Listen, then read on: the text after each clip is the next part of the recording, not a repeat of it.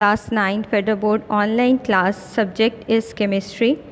Today we will start first chapter Fundamentals of Chemistry, and the topic is chemistry and its branches. Learning object of this lecture. At the end of this lecture you will be able to define chemistry, identify and provide examples of different branches of chemistry, differentiate between branches of chemistry. Before going to explain chemistry, first we discuss what is matter. Anything that has mass and occupies space is called matter. So, according to this definition, everything in the universe is matter, like water, wood, air, paper. All these things are matter because they have mass and they occupy space. Now we discuss the definition of chemistry. Chemistry is a branch of science that deals with properties, composition and structure of matter.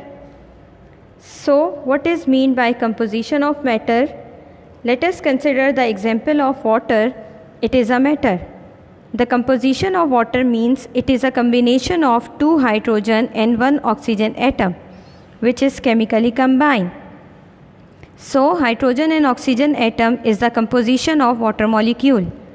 Now, second is the structure of matter. Structure of matter depend upon the composition of matter. In water, hydrogen and oxygen are combined to form water molecule. How these atoms are arranged in water molecule, this is structure of matter. Third is properties of matter. There are two types of properties, physical properties and chemical properties. Physical properties related to physical states of matter, like what is the physical state of water? It is a liquid. Its smell, melting point, freezing point, all these properties are physical. Chemical properties depend upon chemical composition of matter. In water, hydrogen and oxygen are combined. If we decompose water, it breaks into hydrogen and oxygen. The composition is changed, so its properties also change.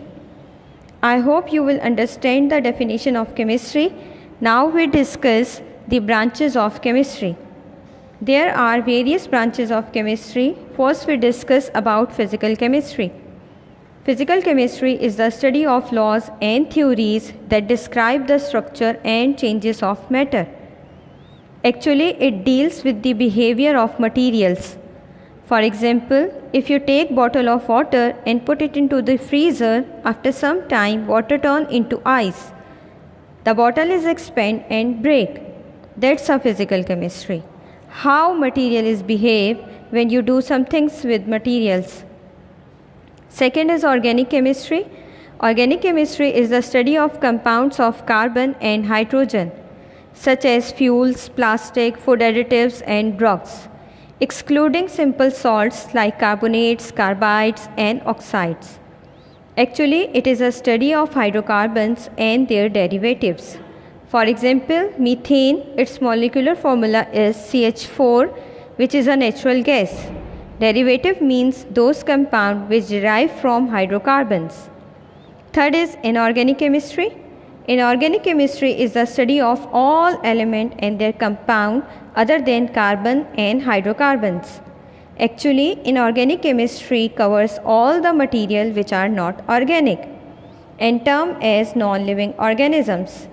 Those compounds which do not contain carbon-hydrogen bond, such as catalysts, crystal, minerals, metals, etc. Next is biochemistry. Biochemistry, bio means life. Biochemistry is the chemistry of life or chemistry of living organisms, in which we study the physical and chemical changes that occur in living organisms. Next is industrial chemistry. Industrial chemistry is the chemistry of industry. It deals with the manufacture of chemical substance on commercial scale. For example, glass, paper, chlorine, ammonia, etc. Sixth is nuclear chemistry. Nuclear chemistry is the chemistry of nucleus, in which we study the changes that occur in nuclei. Seventh is environmental chemistry. Environmental chemistry deals with the chemical and toxic substances that pollute the environment and their effect on human beings. In environmental chemistry, we study the components of environments and the effect of human activities on environment. For example, water pollution, air pollution, these are the effects of human activities. Last is analytical chemistry.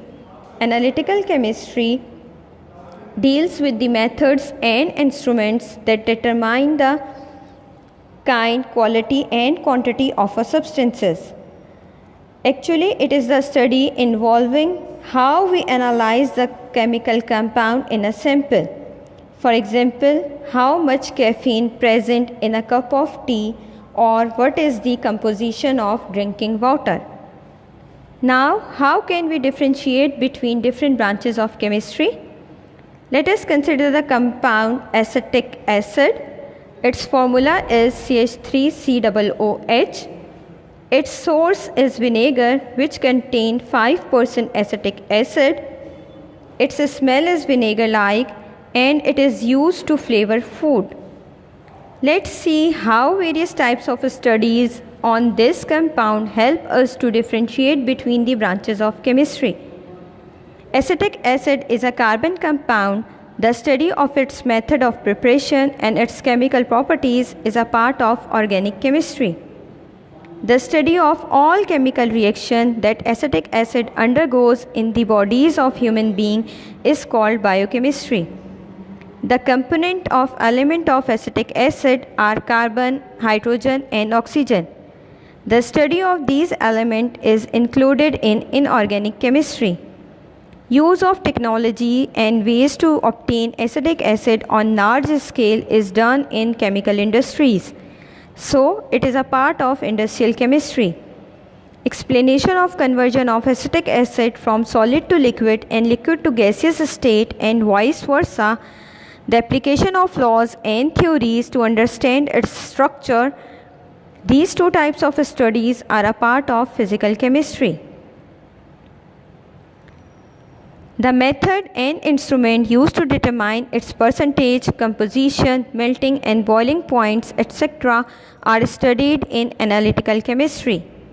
The study of any adverse effect of the compound or the compounds that derive from it on the human is a part of environmental chemistry. The study of radioactive radiations or neutron on the compound is a part of nuclear chemistry. Now it's time to give you some home task. Do self-assessment exercise, that is do self-assessment exercise 1.1. Review question number 2, part 3. Review question number 6.